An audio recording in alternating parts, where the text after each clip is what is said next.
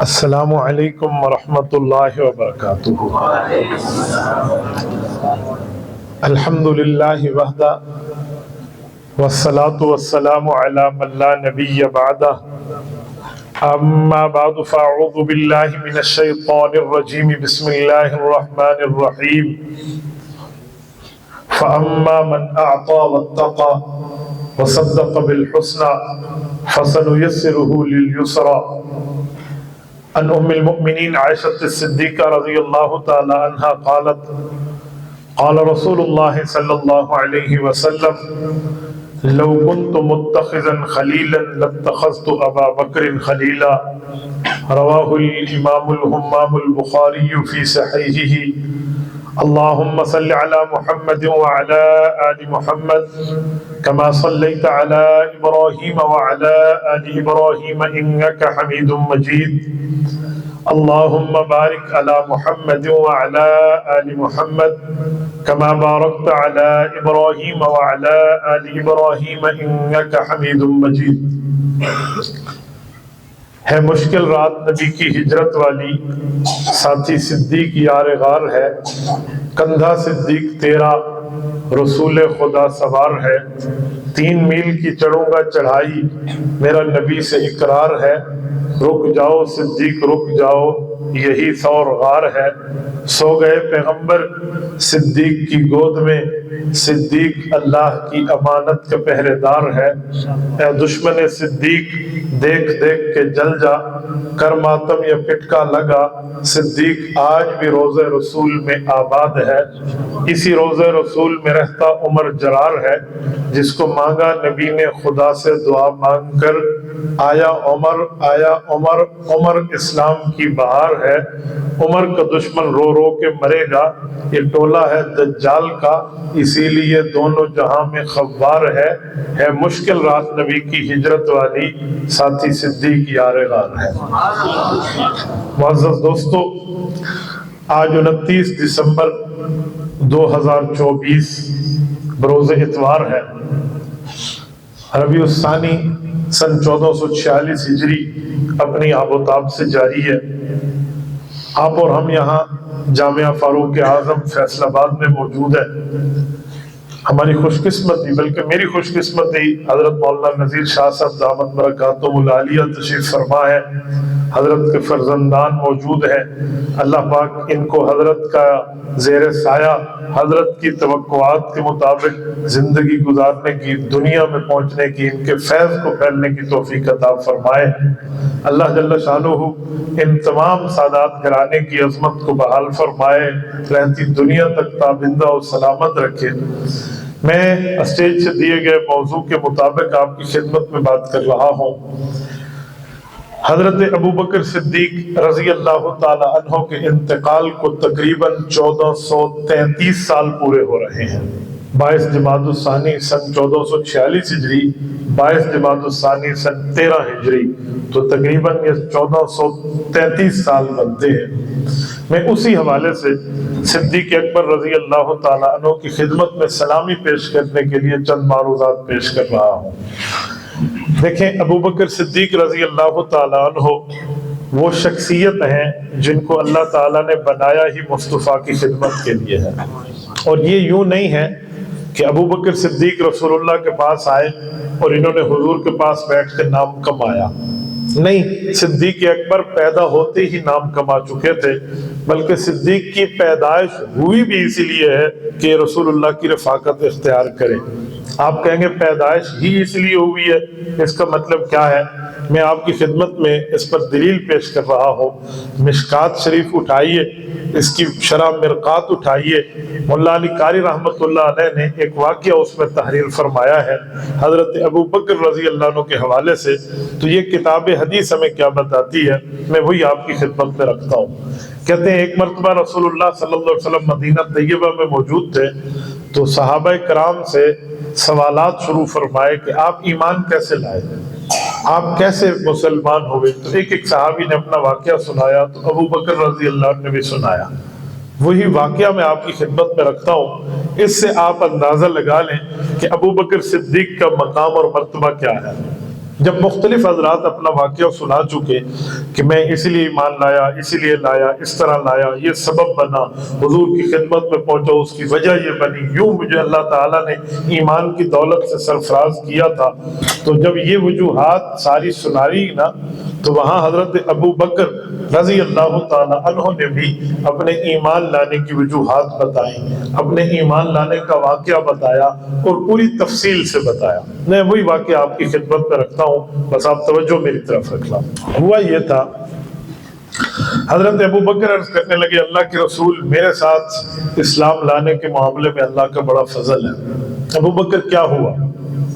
کہ یا رسول اللہ میں نے بچپن میں کبھی بت پرستی نہیں کی، جب سارے بت کے سامنے جھکتے، بتوں سے اپنی فریاد رسی کے لیے پہنچتے اور ان سے مانگتے بت پرستی کے معاملات میں نے کوئی بت کے سامنے کبھی سجدہ نہیں کیا۔ جب سب شراب پیتے میں نے تب بھی کوئی شراب نہیں پی۔ تو میرے ساتھ ایک واقعہ ہوا۔ فرمایا کیا واقعہ؟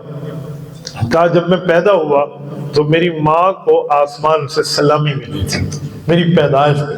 ابو بکر سناؤ کیا واقعہ ہے؟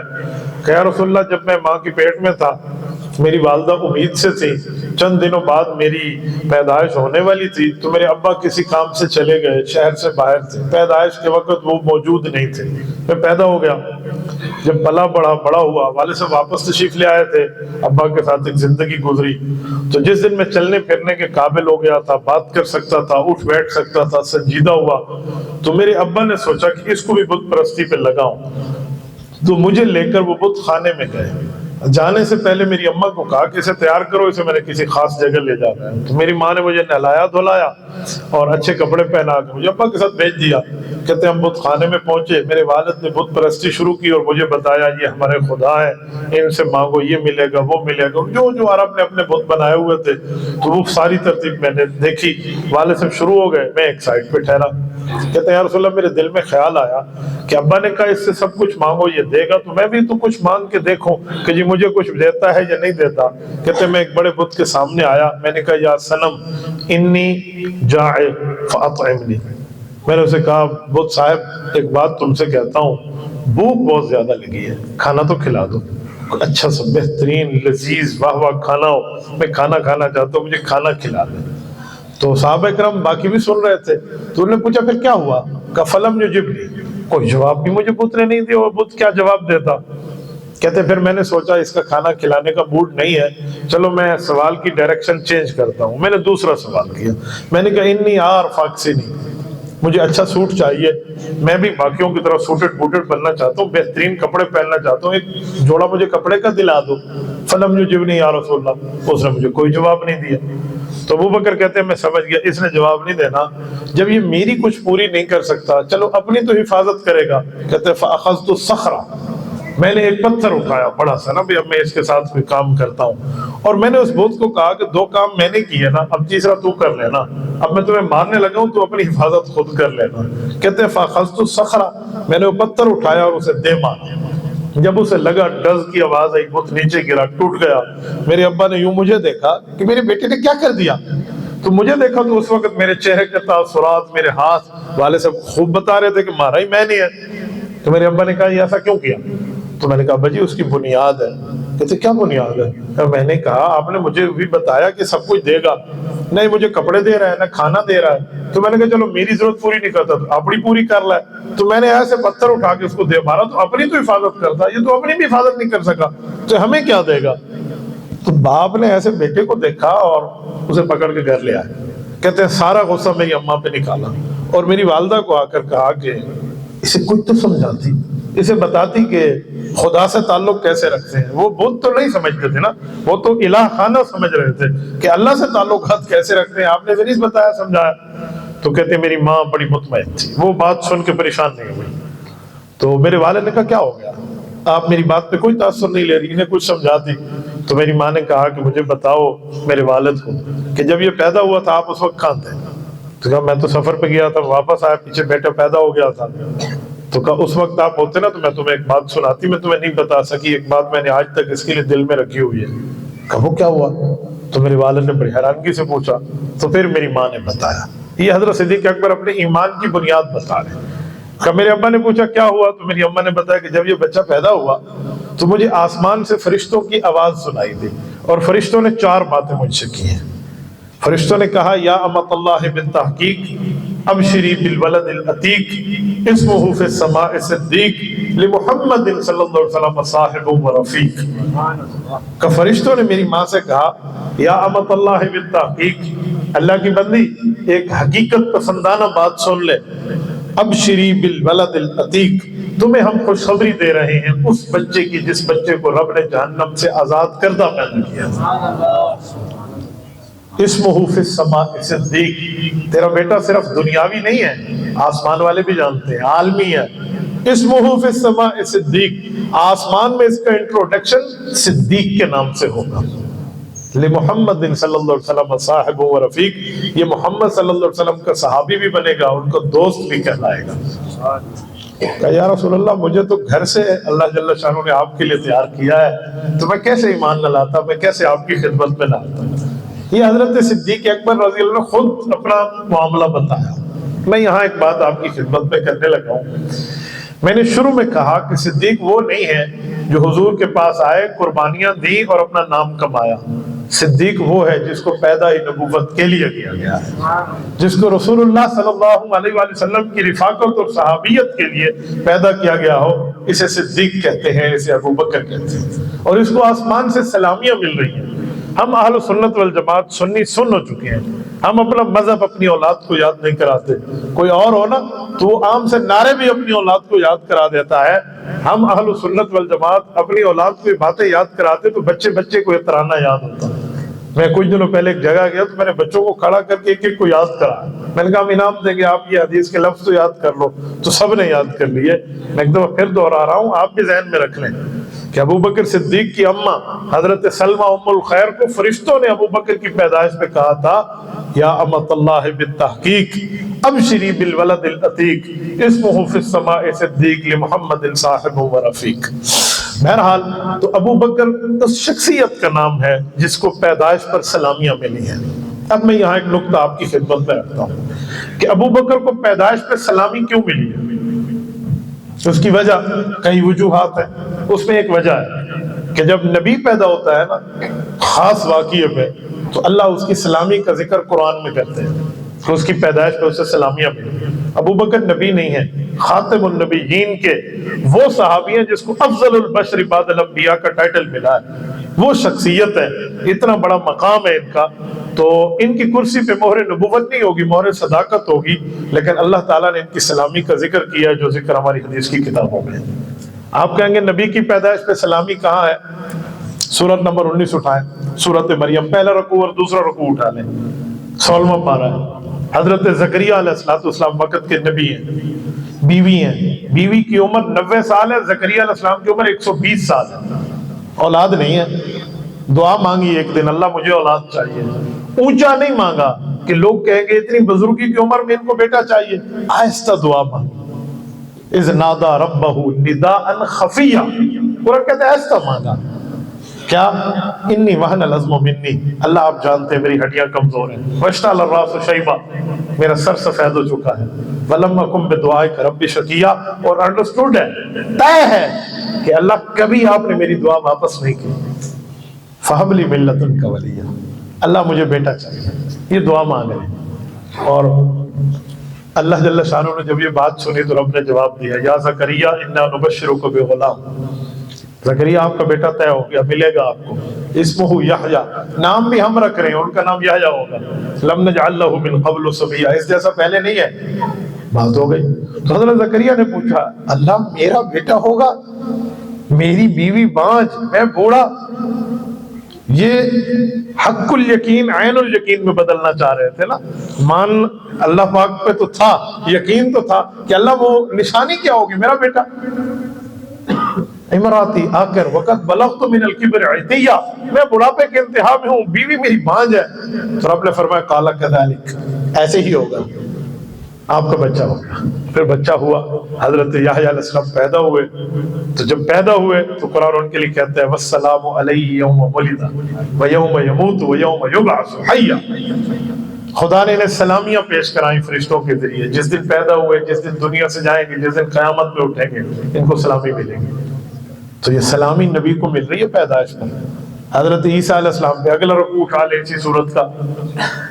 حضرت عیسیٰ علیہ السلام بغیر والد کے پیدا ہے اللہ کے امر کن سے. حضرت اماں مریم ہے، کنواری ہیں، کوئی شادی نہیں ہے. غسل خانے میں گئی ہم غسل کرنے کے لیے، ابھی غسل خانے میں پہنچی ہیں اس سے پہلے ہی فرشتہ آ گیا. انہیں یوں دیکھا، قالت انی اعوذ بک منک ان کنت تقیہ. کا مرد یہاں عورتوں کی جگہ میں، ہمیں اللہ کی پناہ چاہیے، نکل جائے یہاں سے. انہیں کہا نہ مرد اور نہ پناہ، انا رسول ربک، میں تو تیرے اللہ کی طرف سے فرشتہ ہوں، بھیجا گیا ہوں. تو حضرت اماں مریم نے کہا فرشتہ اور وہ بھی عورتوں کے پاس کیوں؟ یعنی آنکھوں آنکھوں پوچھے، اسے سوال حالیہ کہتے ہیں. تو وہ کیسے؟ انہوں نے کہا لیا بالا کی غلام زکیہ، تیرے بیٹے کا فیصلہ ہو چکا، تمہیں بیٹا ملے گا. تو اماں مریم نے کہا میرا بیٹا، ولم یمسسنی بشر ولم اک بغیا، شادی بھی نہیں ہے میری، بدکار بھی نہیں ہوں، میری اولاد، کیا بات کر رہے ہو؟ انہوں نے کہا کالا کذالک، ایسے ہی ہوگا. قال ربک هو علی حی ولنجعلہ آیۃ للناس ورحمۃ منا. آپ کے بعد آپ کے رب کا یہ فیصلہ ہے کہ بیٹا آپ کو ملے گا، اللہ اس کو اپنی رحمت کا مظہر بنائیں گے اور اللہ لوگوں کے لیے نشانی بنائیں گے، اور یہ فیصلہ ہو چکا ہے. وکان امرا مقضیا، یہ ڈیسیجن لیا جا چکا ہے، بس ظاہر ہونا باقی ہے. حضرت اماں مریم کو بات کی اور چلے گئے. اماں مریم نے فوراً اپنے اندر امید کے آثار محسوس فرمائے، پریشان ہو گئیں اور کہنے لگی مت قبل ھذا وکنت نسیا منسیا. یہ تو خاندان میرے پہ اعتراض آئے گا، میری ذات پہ اعتراض آئے گا، کیا ہو گیا؟ اس سے پہلے میں مر کیوں نہیں گئی ہوتی، میں بھولی بسری ہو چکی ہوتی. وکنت نسیا منسیا، کیا ہو گیا میرے ساتھ؟ تو رب کریم نے فرمایا مریم پریشان نہ ہو، ڈیلیوری کا ٹائم آ گیا ہے. اسی وقت ہی تو ان کو کھجور کا تنا سامنے نظر آیا جو خشک ہے، اس کے ساتھ ٹیک لگا کے بیٹھی ہیں کہ میں تو اس جگہ غسل کرنے آئی تھی، کیا سے کیا ہو گیا؟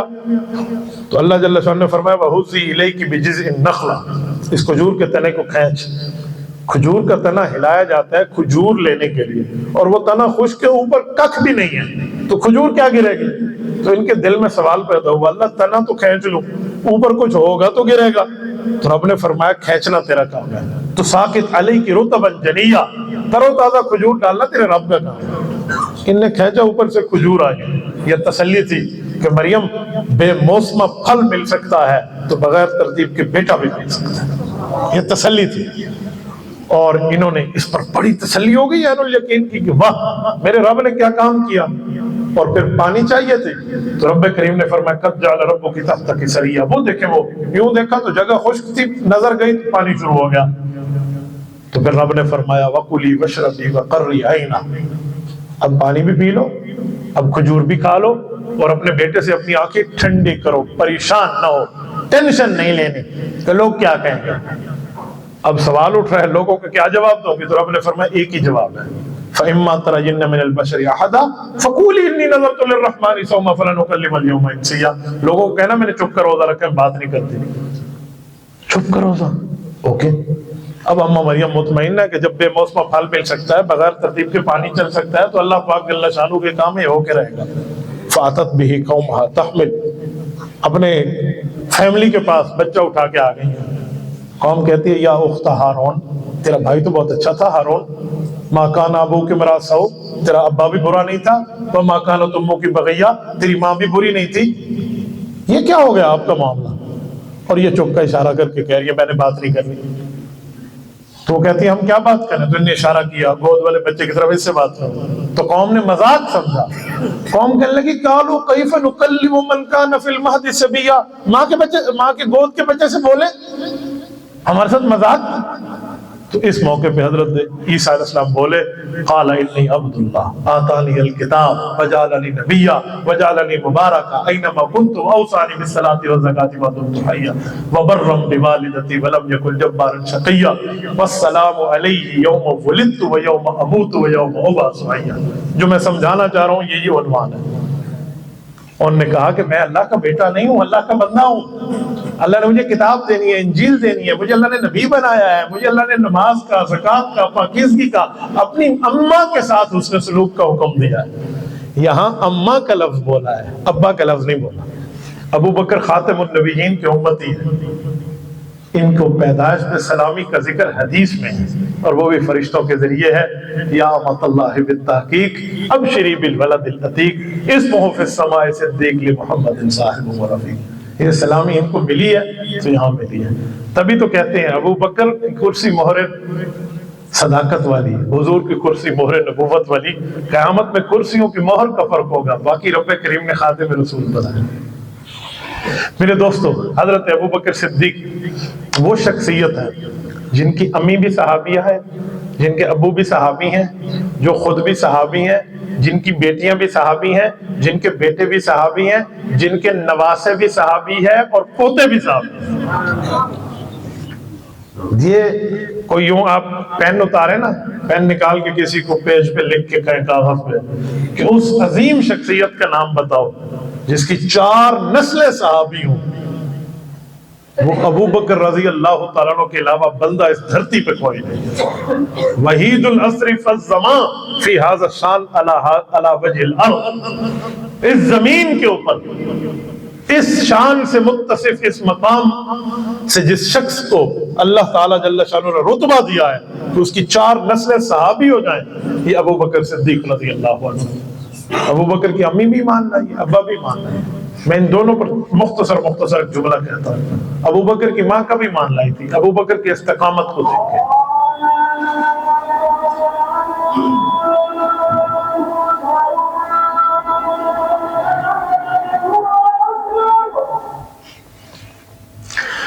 حضرت ابو بکر رضی اللہ عنہ کی استقامت کو دیکھ کر، کب؟ جب عقبہ بن ابی معیط جیسے ظالم نے رسول اللہ کی گردن میں پٹکا ڈال کے کھینچنا چاہا تھا، حضرت ابو بکر صدیق دوڑ کے بچانے گئے تھے۔ اچھا میں یہاں ایک جملہ کہتا ہوں، سنیں۔ اللہ تعالیٰ آپ کو کعبہ شریف لے جائے، جو لوگ گئے ہیں نا وہ سمجھیں گے کہ میں کس جگہ کی بات کر رہا ہوں۔ آپ باب ملک فہد سے انٹر ہوں گے تو سامنے ایک ہوٹل ہے جس کا نام ہے شرکہ مکہ۔ شرکہ مکہ بہت بڑا ہوٹل ہے، پرانا کلاک ہے اس پہ ہے۔ آج کل نیا کلاک ہوٹل اور ہے، یہ پرانا کلاک اس پہ لگا ہوا ہے، درمیان میں سیڑھی ہے، ادھر بھی ہوٹل ہے، ادھر بھی ہے، پیچھے بھی ہے۔ یہ شرکہ مکہ کا جو ہوٹل ہے نا، یہ ابو بکر صدیق رضی اللہ عنہ کے گھر پہ ہے۔ صدیق اکبر یہاں تھے، نبی علیہ السلام مطاف میں ہیں۔ اس جگہ پہ اس ظالم جو پیسے میں بھی بڑا تھا، روب اور دبدبے میں بڑا تھا، خاندان بھی اس کا بڑا نام تھا، خود بھی بوڑھا تھا، کافر بے ایمان تھا اور حضور کا دشمن تھا، اور حضور پاک علیہ السلام کو سجدے پہ وہ ظلم کر رہا ہے۔ سارے مکہ کے اوباش لڑکے کونے میں بیٹھ کے نعوذ باللہ وہ حضور پاک صلی اللہ علیہ وسلم کے لیے یہ خوش ہو رہے ہیں، کوئی اس کے سامنے نہیں آ رہا، پیسے کا روب بھی ہے اور اس کا سرداری کا روب بھی ہے۔ تو ابو بکر صدیق تو نوجوان تھے جب ایمان لائے تھے، جوانی تھی ان کی۔ صدیق اکبر اپنے گھر سے دوڑے اور وہاں گئے۔ آج بھی اگر چل کے وہاں جائیں نا تو 4-5 منٹ لگ جاتے ہیں، چلتے چلتے بھی۔ اس زمانے میں تو پہاڑیاں ہوں گی، سنگریزے ہوں گے، راستوں سے گزر کے ابو بکر کیسے گئے ہوں گے؟ صدیق اکبر رسول اللہ صلی اللہ علیہ وسلم کے پاس گیا تو دیکھا وہ عقبہ یہ کام کیے ہوئے، تو انہوں نے جا کے اس کے یوں اس پٹکے میں ہاتھ ڈالا اور نبی علیہ السلام سے چھڑایا۔ جب چھڑایا تو اس کی آنکھیں سرخ ہو گئیں۔ اس نے کہا یہ کون ہے جو اتنی جری حالت میں میرے مقابلے میں سامنے آیا؟ اور ابو بکر نے پھر بڑھ کے جملہ کہا، اتقتلون رجلا ان یقول ربی اللہ، تمہاری صرف ایک ہی لڑائی ہے کہ یہ توحید کا اعلان کر رہے ہیں اور تم ظالم توحید کے دشمن ہو، اور تو کوئی مسئلہ نہیں ہے، نہ تمہارا مال کھایا، نہ تمہاری عزت پہ ہاتھ اٹھایا، نہ تمہارے ساتھ اور کوئی معاملہ ہے، فقط مذہب کا معاملہ، دین کا معاملہ ہے کہ رسول اللہ کا اعلان ہے اللہ ایک ہے، اس لیے آپ ان سے لڑ رہے ہیں۔ یہ حضرت ابو بکر صدیق نے فرمایا۔ تو لوگوں نے کہا یہ بنو تمیم کا ہے، یہ عثمان بن عامر ابو قحافہ کا بیٹا ہے، تو وہ رسول اللہ کو چھوڑ کے ابو بکر پہ پڑ گئے تھے سارے۔ یہ پہلی کامیابی تھی ابو بکر کی کہ دشمن کو ادھر سے موو کر کے اپنی طرف لے لیا تھا، رسول اللہ کو بچا لیا تھا۔ حضرت ابو بکر رضی اللہ تعالیٰ عنہ کو اتنا مارا تھا ان ظالموں نے، کہتے ہیں جب ان کی والدہ کنگھا کرنے کے لیے کنگھی سر میں ڈالتی تو بال اکھڑ کے سامنے آ جاتے تھے۔ ماں نے جب دودھ پیش کیا تھا ابو بکر بے ہوش ہو گئے تھے، گھر میں آئے، ہوش آیا تو ماں نے دودھ پیش کیا تو حضرت ابو بکر رضی اللہ تعالیٰ عنہ کو بیٹا دودھ پی لے، تو ماں کو ایک ہی جواب دیا، حضور کیسے ہیں، رسول اللہ کیسے ہیں؟ تو اس وقت ماں نے کہا تھا بیٹا یہی حالت ہو گئی، چھوڑیں اس معاملے کو، دودھ پیئیں۔ میں نے کہا اماں دودھ نہیں پیوں گا، اس وقت تا وقت کہ زیارت حضور کی نہ کر لوں، وہ کیسے ہیں؟ میں تو بے ہوش ہو گیا ان کی مار کھا کے۔ ماں مجبور ہو گئی کہ آپ جائیں، جا کے پوچھیں ارقم کی امی سے، وہ بتائیں گی حضور کیسے ہیں۔ تو اس وقت ابو بکر کی امی ایمان نہیں لائی تھی. انہوں نے جا کے زید بن ارقم کی والدہ سے پوچھا, حضرت ارقم کی بیوی سے, کہ نبی علیہ الصلوۃ والسلام کے بارے میں بتائیں, میرا بیٹا پوچھ رہا ہے. انہوں نے ایسا جواب دیا جس سے ان کی ماں کو سمجھ نہ آیا. انہوں نے آ کر بتایا, بیٹا وہ خاتون نہیں بتانا چاہتی, تو دودھ پی لے. اما دودھ نہیں پیوں گا, مجھے سانس لے جاؤ, اس کو آپ پہ اعتبار نہیں ہے, میں جاؤں گا. ماں نے دودھ لیا ہوا بیٹے کو ساتھ لیا, زید بن ارقم کے گھر میں پہنچے, دار ارقم میں. اچھا آپ کو پتہ ہے دار ارقم کہاں ہے کعبہ شریف میں؟ جس وقت ہم بیت اللہ سے طواف کر کے صفا کے لیے داخل ہوتے ہیں نا, کہ صفا مروہ کی سعی شروع کریں, تو صفا میں داخل ہونے کے لیے تھوڑی سی ڈھلوان کی جگہ ہے. آج کل وہاں پہ کٹا ہوا ماربل لگا ہوا ہے, یہ دار ارقم ہے. یہاں حضرت عمر رضی اللہ عنہ ایمان لائے تھے, یہ دار ارقم ہے. اس جگہ اما لائی ہے حضرت ابو بکر کو, تو انہوں نے کہا کہ حضور کہاں ہے؟ تو اس خاتون نے اشارے سے کہا, ابو بکر تیری ماں ساتھ ہے, اور یہ تو کلمہ نہیں پڑھا, یہ کہیں راز حضور کو فاش نہ کر دے. تو ابو بکر کو پتا تھا کہ اماں کا دل نرم ہو رہا ہے, کہ نہیں کچھ ہوگا, بتائیں کہاں؟ کہا جی فلاں جگہ. وہاں گئے, رسول اللہ سے ملاقات ہوئی, اور حضور کو دیکھ کے سارے غم جاتے رہے. کہتے نبی علیہ الصلوۃ والسلام نے دودھ پیا, پھر انہوں نے پیا, پھر ماں نے پیا, سب نے پیا. اس موقع پہ ماں سوچنے لگ گئی کہ میرا بیٹا عقل مند ہے, ٹیلنٹ رکھتا ہے, بنو تمیم کا فرد ہے جو لوگوں کے خصومات کا فیصلہ کرتے ہیں, یعنی یہ جج لیول کا آدمی ہے, کوئی چھوٹا موٹا بندہ نہیں ہے. ابو بکر بزنس مین ہے, 6 ریشم کی دکانوں کا مالک ہے. کیا ہو گیا ہے اس کو کہ اتنا زیادہ یہ حضور پاک پہ اپنی جان لٹا رہا ہے؟ یار کچھ تو ہے رسول اللہ پہ. اس موقع پہ ماں نے کلمہ پڑھا, اس موقع پہ والدہ ایمان لائی. اور والد جو تھے ابو بکر کے ابا, جن کا نام ہے عثمان بن عامر ابو قحافہ, یہ بڑی دیر سے ایمان لائے, یہ جلدی ایمان نہیں, بہت دیر سے ایمان لائے. وجہ جو بوڑھے ہوتے ہیں نا, عمر میں بزرگ ہوتے ہیں, وہ اتنا جلدی کسی کو قبول نہیں کرتے. ابو بکر کے والد اس حساب سے انہیں بچہ سمجھتے تھے, وہ بوڑھے بزرگ, ان کا ایک نام تھا علاقے میں, بچے کی کر رہے ہیں, یعنی اس طرح ذہن تھا. امام ابن حجر رحمۃ اللہ نے لکھا ہے کہ حضرت علی رضی اللہ عنہ اور حضرت ابو بکر اور یہ لوگ گزرنے لگے, تو والد ابو بکر نے اپنے دوستوں میں بیٹھ کے کہا کہ بس میرے بیٹے کو خراب کر دیا گیا ہے, میرے بیٹے کو ان لوگوں نے اپنے معاملات, یعنی بنو ہاشم کی طرف اشارہ تھا کہ حضرت علی بھی بنو ہاشم ہے اور حضرت رسول اللہ صلی اللہ علیہ وسلم بنو ہاشم ہے. گویا بنو ہاشم نے ابو بکر کو اپنے پاس ہی لے لیا, یعنی وہ یہ دیکھ رہے تھے پتہ نہیں کیا ہوگا, فلاں ہے فلاں, ایک طرف ابو جہل کی طاقت ہے, عقبہ کی طاقت ہے, اور ادھر سے نوجوان ہے چاند, تو جلدی قبول نہیں کر رہے تھے. ایک وقت آیا تھا ابو بکر صدیق کے اوپر بہت سی بات بھی کی انہوں نے, کبھی غصہ بھی کیا, ڈانٹا بھی, لیکن سب کچھ ابو بکر صدیق نے سہا, برداشت کیا.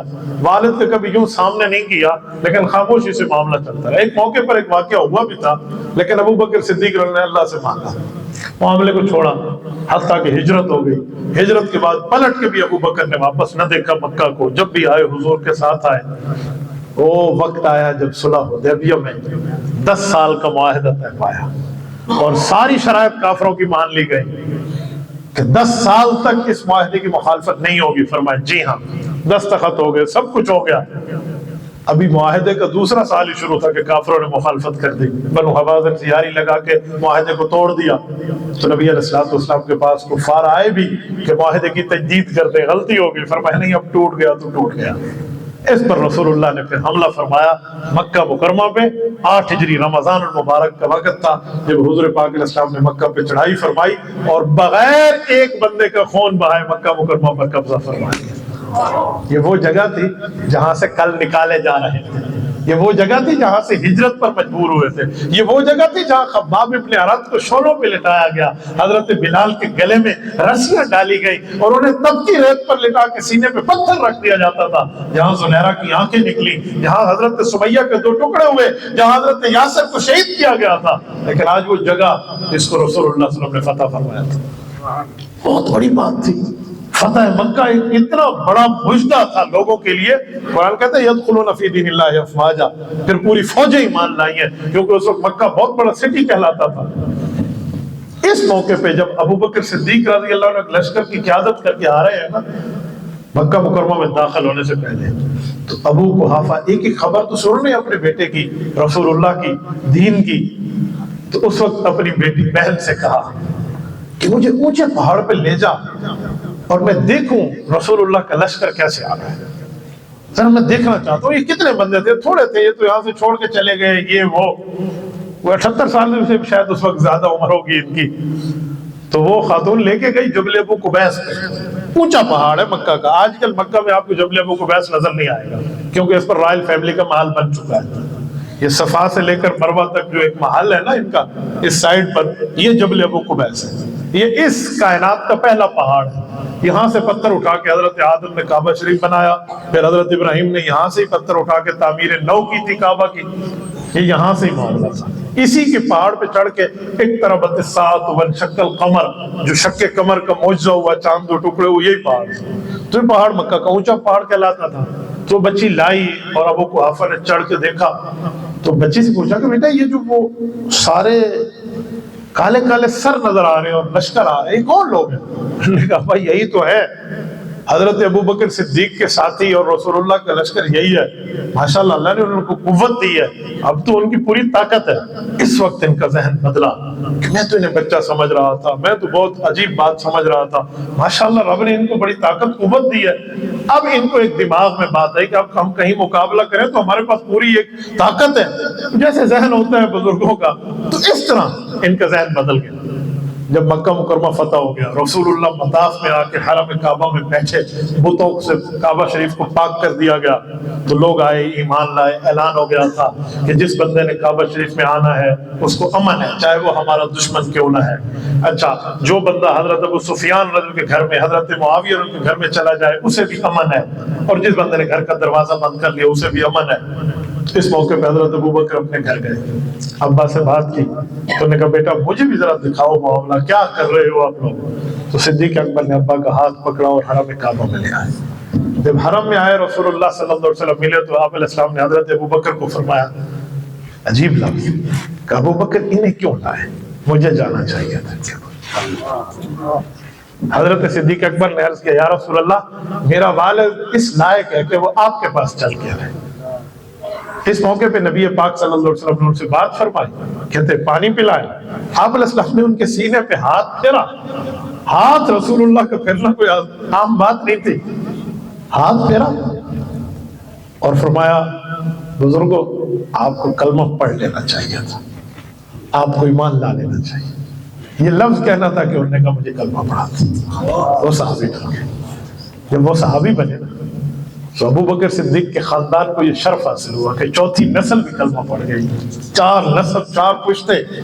تو حضور پاک علیہ السلام سمیت صحابہ نے حضرت ابو بکر کو مبارکباد دی کہ مبارک آپ کا والد بھی صحابی بن گیا اور کلمہ پڑھ لیا. تو ابو بکر نے مبارک قبول کی، لیکن چہرے پر ویسی خوشی نہیں تھی جیسے کھل کھلا کے خوشی ہوتی ہے.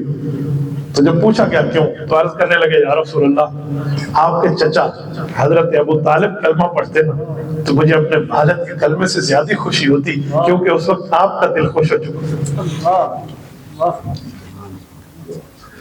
یہ حضرت ابو بکر صدیق کا نبوت سے پیار. یہ ایسی چیزیں ہیں، بعض چیزیں جس کے لیے لفظ نہیں ہوتے، خدا کی قسم فیلنگز ہوتی ہیں، احساس ہوتا ہے. کیا رسول اللہ اگر اس موقع پہ آپ کے چچا کلمہ پڑھ لیتے، حضرت ابو طالب کی بات کی، حضرت علی رضی اللہ کے ابا جی کی بات کی. میں آج بھی حضرت ابو طالب کو حضرت کہتا ہوں اس وجہ سے کہ انہوں نے حضور کی بڑی خدمت کی ہے. ایمان کا معاملہ اپنی جگہ، پر ان کی شفقت، ان کی مہربانی، کرم نوازی اور ان کی پرورش اور نبی پاک صلی اللہ علیہ وسلم کے لیے ایک موقع پہ ٹھہرنا بہت بڑا تھا ان کا. اگر وہ کلمہ پڑھ لیتے نا تو آپ کی زیادہ خوشی ہوتی تو ہم بھی خوش زیادہ ہوتے. اگر کسی پہاڑ کا نام وفا ہو نا تو اس کی چوٹی کا نام ابو بکر ہے.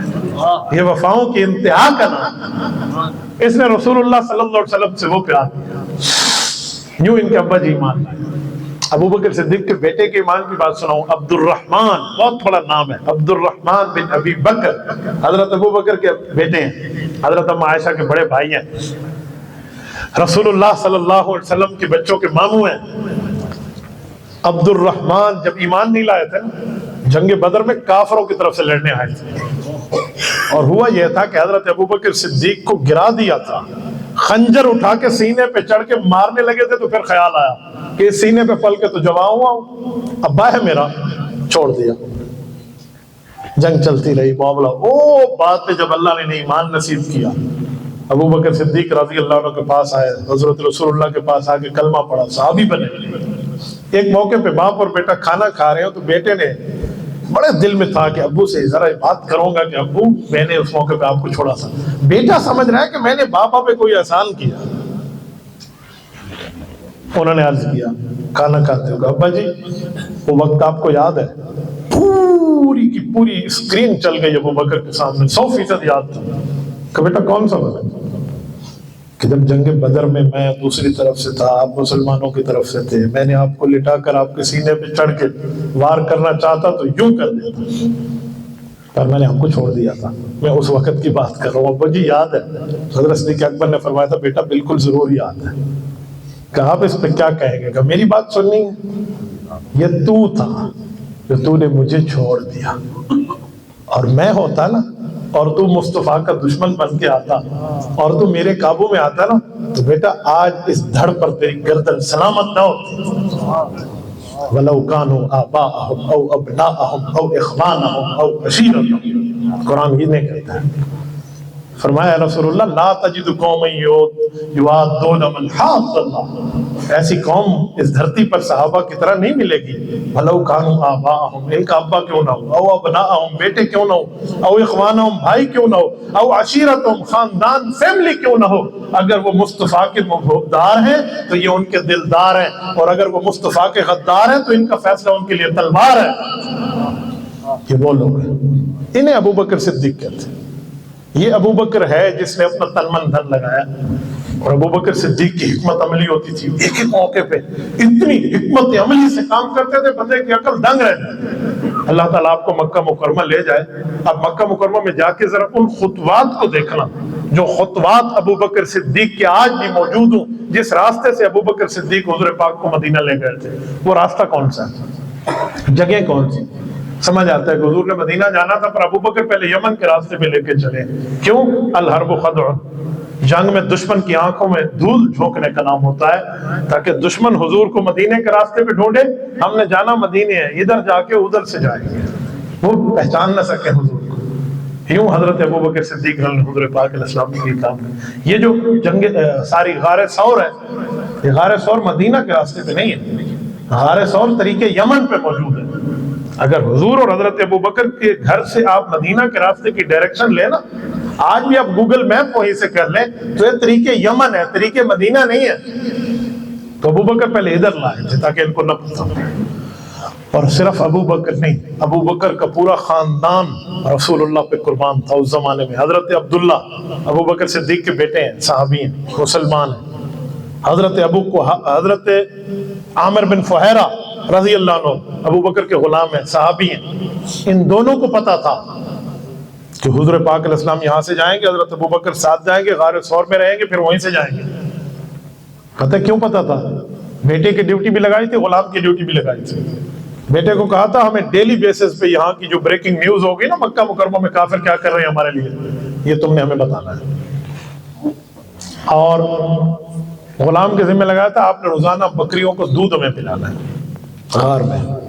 تو ترتیب کیا رکھی تھی، حکمت عملی دیکھیں کہ پہلے عبداللہ آئے گا بیٹا، اس کے قدم پہ ہو سکتا ہے دشمن پیچھے آئے تو پیچھے بکریوں کا ریوڑ لے کر غلام عامر آئے گا تاکہ ریوڑ کے چلنے سے وہ قدموں کے نشان مٹ جائے. یہ حکمت عملی ہے ابو بکر. اس حکمت عملی کے بعد انہوں نے پھر وہیں خبریں پہنچتی نہیں، وہیں سے فیصلہ کیا کہ اب ہمیں 3 دن کے بعد نکلنا چاہیے، اور وہ وہیں سے چلے تھے. امام ابن القیم نے زاد المعاد فی ہدی خیر العباد میں لکھا ہے کہ یمشی احیانا شمالا و یمینا و خلفہ و اماما. ابو بکر صدیق رسول اللہ سے ہجرت کی رات کبھی دائیں کبھی بائیں، کبھی آگے کبھی پیچھے، مختلف سفر میں، کبھی ادھر چلتے کبھی ادھر چلتے. تو حضور پاک نے پوچھا مالک یا ابا بکر، ایسے کیوں چلتے؟ تو یا رسول اللہ حکم ہے، حکم ہے کہ ایک ہی جگہ چلوں.